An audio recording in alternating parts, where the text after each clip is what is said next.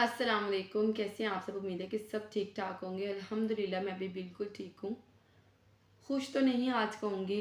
अ, आपने थंबनेल से अंदाज़ा लगा लिया होगा। First of all I will try my best कि मैं इस पूरे वीडियो में या जो भी आपके साथ कन्वर्सेशन करूँ, मैं I will try my best कि मैं अपने इमोशंस पे कंट्रोल कर सकूँ। बट स्टिल अगर आपका कोई लॉस हो जाता है, कोई आपका चला जाता है, तो मतलब आप उनके साथ किसी तरह से भी, जिस तरह से भी आप कनेक्टेड होते हो, तो वो आपकी मेमोरीज जब आप रिकॉल करते हो तो ऑब्वियसली आप जो है रोने लग जाते हो या आप इमोशनल हो जाते हो, आंख भर जाती है। तो जैसे कि आपने थंबनेल से अंदाज़ा लगा लिया है कि अ, मेरी दादी अम्मी वफ़ात पा चुकी हैं। इन्ना लिल्लाहि व इन्ना इलैहि राजिऊन। इसलिए मेरा व्लॉग नहीं आ रहा था। ये सैटरडे नाइट की बात है। अप्रॉक्सीमेटली 11:30 या 11:30 से थोड़ा सा ज़्यादा टाइम होगा, मुझे कॉल आती है मेरी सिस्टर की तरफ से, जो कि फैसलाबाद में होती हैं। तो मुझे उनकी तरफ से कॉल आती है और मतलब मैं, क्योंकि बच्चे होते हैं छोटे, मतलब मुझसे कोई भी आवाज़ हो ना तो मुझसे बहुत जल्दी उठ जाते हैं। तो आई ट्राइड माई बेस्ट, जो वाइब्रेशन पे जो है वो सेल फ़ोन लगा देती हूँ ताकि मूसा जो है वो डिस्टर्ब ना हो। बाइक खैर, तो मैं मोबाइल जो है वो वाइब्रेशन पे लगा देती हूँ ताकि मूसा जो है वो डिस्टर्ब ना, मूसा उठ जाते हैं, फिर वो मतलब रोने लग जाते हैं। तो मैंने वाइब्रेशन पे एज़ यूजुअल अपना मोबाइल लगा दिया था और सुफियान का था जो था वो, मतलब उनकी रिंग ट्यून ऑन थी। तो मतलब मुझे एक दो बार कॉल की है उन्होंने, लेकिन मैंने पिक नहीं किया, मुझे नहीं पता चला वाइब्रेशन पे भी। अ, तो जैसे ही फिर सुफियान के फ़ोन पे फ़ोन आता है, तो मैं फ़ोन मैंने जल्दी से पकड़ा और मैं बाहर की तरफ हो गई कि मतलब रिंग ट्यून की आवाज़ से मूसा ना जाग जाए। सिस्टर की कॉल आई, तो मतलब जैसे ही मैंने कॉल अटेंड किया तो मैंने आई आस्क्ड हिम, तो मैंने उससे पूछा इज़ एवरीथिंग ओके, कि मतलब सब ठीक है, खैरियत है, मतलब इतनी रात में फ़ोन किया। तो मुझे उससे पता चलता है कि मुझे कहती है कि दादी अम्मी की डेथ हो गई है। उसके ये अल्फाज थे कि दादी अम्मी फ़ौत हो गई हैं, किरण तुम्हें फ़ोन कर रही है, किरण मेरी छोटी बहन है, किरण तुम्हें फ़ोन कर रही है लेकिन तुम फ़ोन नहीं अटेंड कर रही, दादी अम्मी फ़ौत हो गई हैं। और जैसे ही उसके ये वर्ड्स मेरे कानों में जाते हैं, मतलब आपका कोई अपना हो और मतलब आप इस तरह के, और आप प्रिपेयर भी नहीं हो, आपको पता है कि उसकी ऐसी कोई तबीयत भी नहीं, बेशक अल्लाह ताला ने कब किसकी जान निकाल लेनी है किसी को नहीं पता, कब किसको अपने पास बुला लेना है। हम मतलब अगला पल पता नहीं हमारे नसीब में है या नहीं, हमें नहीं पता। बट स्टिल आपका मतलब आप इस तरह के अपनों के लिए इस तरह की मेमोरीज नहीं रखते हो कि भाई यार मतलब ये इसकी कभी भी वफात हो सकती है या इस तरह से कुछ भी। तो मेंटली प्रिपेयर नहीं थे, इसलिए I just got a shock, मतलब बड़ा हैवी शॉक लगा सुन के। और मैं उसको कोई भी जवाब देने के काबिल नहीं थी, तो मैंने उसे बोला मैं फ़ोन बंद कर रही हूँ, मैं तुमसे बाद में बात करती हूँ। और जैसे मैंने फ़ोन बंद किया, बस मेरे यही मेमोरी थी मेरे माइंड में कि मुझे दादी अम्मी ने बुलाया था थ्रू माय सिस्टर। जैसे आपको थंबनेल नज़र आ रहा होगा, मैंने इस व्लॉग में भी इस बात को डिस्कस किया, मैं दादी अम्मी से मिलने गई थी। तो मुझे दादी अम्मी ने बुलाया था और मैं उनसे नहीं मिल पाई। मतलब जब भी मेरी अम्मी आए तो मैं ज़रूर जाती हूँ, अब वो अम्मी दादी अम्मी से मिलने जाती हैं तो मैं उनके साथ ज़रूर जाती हूँ। ऐसा कभी भी नहीं हुआ कि मैं उनके घर नहीं जाऊँ। एक दो दो से तीन बार मैं खुद भी गई हूँ उनके उनसे मिलने, मतलब बच्चों को लेके वैसे ही। तो लेकिन इस बार जो है वो मैं नहीं मिल सकी, मैं ईद पे नहीं जा सकी उनसे मिलने। मेरे घर से कुछ ही फासले पे उनका घर है ना, वॉकिंग डिस्टेंस पे अप्रॉक्सीमेटली 15 to 20 मिनट्स। तो जो है मैं नहीं जा सकी, मैं मेरी तबीयत ठीक नहीं थी, कुछ थोड़ा बर्डनाइज थी घर पे काम की वजह से। लेकिन इस बात का हमेशा दुख रहेगा कि मैं उनसे नहीं मिल सकी। वो मुझे बुला रहे थे, पता नहीं उनका कितना दिल चाह रहा था मुझसे मिलने के लिए, या उन्होंने शायद मुझसे कोई बात करनी थी। No words for this. काश में चली जाती, बस अब ये वर्ड काश ही रह जाएगा हमेशा के लिए, कि काश मैं उनसे मिलती, काश वो मुझे, और मैं जब भी उनसे मिलने जाती थी वो गले लगाती थी, हमेशा गले लगाती, माथा, वो मुंह पे प्यार करती थी, मेरे बच्चों को प्यार करती थी, और उसके बाद मेरे घर वालों का पूछती थी कि मतलब मेरी खाला का, मेरे मामू का, कि सब ठीक है। माशाल्लाह माशाल्लाह माशाल्लाह, शी वॉज अप्रॉक्सीमेटली 100+ थी वो। तो उनके इवन दांत भी टूट के दोबारा आ चुके थे उनके, माशाल्लाह माशाल्लाह से, और बाल भी उनके दोबारा काले आने लग गए थे। मतलब वो बहुत एज की थी अल्हम्दुलिल्लाह, फिर भी वो मतलब अपने पाँव पे वो चल सकती थी। हाँ, वो थोड़ा मतलब होता है कि इस एज में वॉशरूम में थोड़ा सा प्रॉब्लम था उन्हें, बट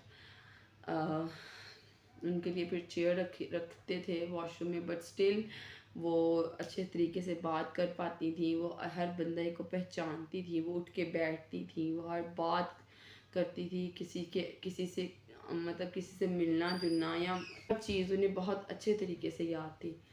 तो अगर बात करें थोड़े से पीछे, मतलब थोड़ा सा पीछे अगर बात करें, मतलब अगर बचपन की बात की जाए, तो उन्होंने हमारे साथ इतना किया है कि उनका उनका देन नहीं दिया जा, जिसको कहते हैं, उन्हें वो इतना प्यार करती थी, इतना प्यार करती थी हम चारों बहन भाइयों के साथ, कि रिलेटिव्स में लोग सब रिलेटिव्स में जो थे ना, वो ये कहते थे कि एन ए बोते ने ताड़े ए बोते पोतरियां पोतरे ने, होर कोई नहीं गा, मतलब इस तरह से वो इतना प्यार करती थी।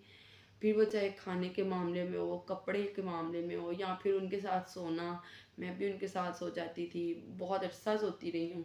मेरी बहन भी उनके साथ, मतलब मेरी बहन का तो ऐसा था कि अम्मी के साथ झगड़ा हुआ ना तो वो नीचे चले जाती थी, नीचे दादी अम्मी रहती थी ना, तो नीचे चले जाती थी, और मतलब उसको कोई परवाह नहीं होती थी, इतना मतलब उनसे प्यार किया हुआ है उन्होंने हमसे, और हमने उनसे बहुत अच्छा टाइम स्पेंड किया उनके साथ। बस अल्लाह ताला उनको उनकी कब्र में, उनकी जो आगे आने वाली उनकी, बस अब उनकी यादें ही रह गई हैं, और अल्लाह ताला उनकी मग़फ़िरत फरमा, उनकी कब्र ठंडी करें, और उनकी जो है वो दर्जात बुलंद करें, उन्हें जन्नतुल फिरदौस में आला मुकाम अता फरमाएं। और माशाल्लाह इतनी ज़्यादा जो है वो, और आगे पोतों पोतियों की शादियां हुई हैं, तो उनका ये होता था कि जब मेरी नई नई शादी हुई थी ना, तो वो बड़ा खुश होती थी, मैं मतलब नई नई शादी हो तो फिर हर कोई अच्छे कपड़े पहन के और वो ज्वेलरी वगैरह पहन के मायके जाता है, तो जैसे जब मैं जाती थी तो वो बड़ा खुश होती थी, तो मेरे हाथ पकड़ के देखने, और मेरे कपड़ों को ऐसे हाथ लगा के देखना कि मतलब अच्छी लग रही हो ना, प्यारी, और वो खुद भी बन सवर के ही रहती थी। वो कपड़ों के मामले में, कपड़ों से उन्हें बहुत मोहब्बत थी। और अगर बैंगल्स की बात की जाए तो आखिरी वक्त तक उनके हाथ में बैंगल्स थे, और हुआ उन्हें कुछ भी नहीं है, बस पप्पा की तरफ गई हुई थी तो हैज़ा हो गया ज़रा, मतलब फूड पॉइजनिंग कह लें आप। तो वो 2 दिन हॉस्पिटल में जाती रही हैं, ड्रिप्स वगैरह लगती रही हैं। जब सेकेंड डे गई हैं तो ड्रिप लगी हुई थी, और थोड़ी सी ड्रिप रह गई थी, जैसे कि बताया गया है पप्पो की तरफ से, तो थोड़ी सी ड्रिप रह गई थी, तो मतलब उनकी थोड़ी सी तबीयत ख़राब हुई, तो पप्पो डॉक्टर को बुलाने गई हैं। तो जैसे ही वो बुलाने गई आते तक वो मतलब उनके सांस ख़त्म हो चुके थे। बहुत उनकी यादें हैं, उनके साथ मेरी मेमोरीज़ इतनी है कि मैं बताने बैठूँ तो शायद 2 से 3 व्लॉग आराम से बन जाएं।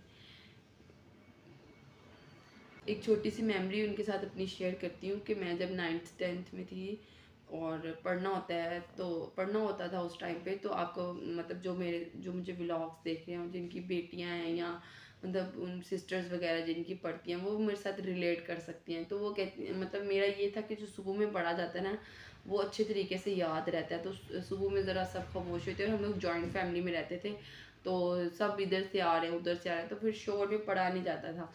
तो मैं दादी अम्मी से कहती, दादी अम्मी के पास होती थी, तो दादी अम्मी से कहती थी कि मुझे आपने ना सुबह 3 बजे उठा देना है, मैंने पढ़ना है। तो पेपर मेरा होता था या टेस्ट मेरे होते थे या पढ़ना मैंने होता था, और नींद उन्हें नहीं आती थी। और जैसे ही 3 का टाइम होना तो उन्होंने मुझे कहना कि उठ जा, 3 वज गए ने, फिर तू कहना मैनू थोड़ा टाइम मिलिया पढ़न वास्ते, उठ जा पढ़ लै उठ के। और मैं पढ़ती रहती थी और वो मतलब मेरे पास ऐसे ही लेटी रहती थी या बैठी रहती थी। कभी कोई बात कर ली, कभी नहीं। जब नींद आने लग जाती थी तो कहती थी चाय बना दा, चाय पी ले, जबकि मैं शौक़ से चाय नहीं पीती। सर्दियों में बस पीती हूँ शौक़ से, वरना मतलब गर्मियों में मैं चाय नहीं पीती ना। तो मैं कहती थी नहीं कहवा पी ले, मतलब वो कहती थी कहवा बना देनी है, इस तरह से। तो बहुत ज़्यादा उन्होंने किया। फिर वो चाहे स्टडी लाइफ में हो, वो दाल चावल बनाती थी, ये मेमोरी बहुत ही ज़्यादा मुझे। दाल चावल बनाती थी जब मेरे चाचू, छोटे चाचू है ना, उनकी शादी नहीं हुई थी।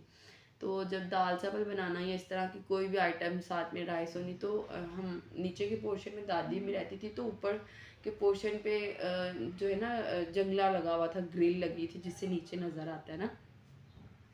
तो वहाँ से आवाज़, नीचे बैठ के आवाज़ देती थी कि आयो थले चावल पक गए ने। मेरा एक निक नेम है तो वो मुझे निक नेम से बुलाती थी, तैयबा, मेरी बड़ी बहन को तैयबा, मतलब मेरा नाम लेके। अब मैं निक नेम का क्या बताऊँ आपको। तो आवाज़ दे के कहती होती थी कि थल्ले आ जाओ, चौल पक गए ने, आके खा लो। मतलब उन पकाना उन्होंने अपने लिए है, लेकिन अगर आप अपने लिए गिलास बना रहे हो ना, तो उन्होंने 2 बनाने हैं कि बच्चा ने भी आ जाना है थल्ले, बच्चा ने भी खाने हैं, तो उन्होंने एक की बजाय 2 बनाना। इस तरह से खिलाने के मामले में, पहनाने के मामले में, इमोशनली अटैचमेंट, मतलब हर तरह से उन्होंने इतना किया है, इतना किया है, इतना किया है कि हाँ, मैं उनकी कभी भी नहीं उनकी मेमोरीज को भूल सकती।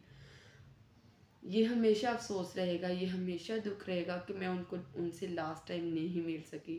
काश कि मैं उनसे लास्ट टाइम मिलने जाती, काश कि इस ईद पे मैं उनसे मिल सकती।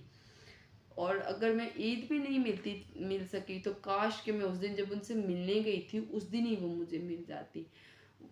जब मुझे ये पता चला कि उनकी डेथ हो गई है और वो अब नहीं रही, तो बस मुझे यही चीज़ खा रही थी। बस मुझे समझ नहीं आ रही थी कि मैं क्या करूँ। काश कि उस दिन वो मुझे मिल जाती। और सैटरडे की नाइट उनकी डेथ हुई है, तो संडे को मैंने फिर से जाना था, बट मेरे नसीब में नहीं था उनसे मिलना।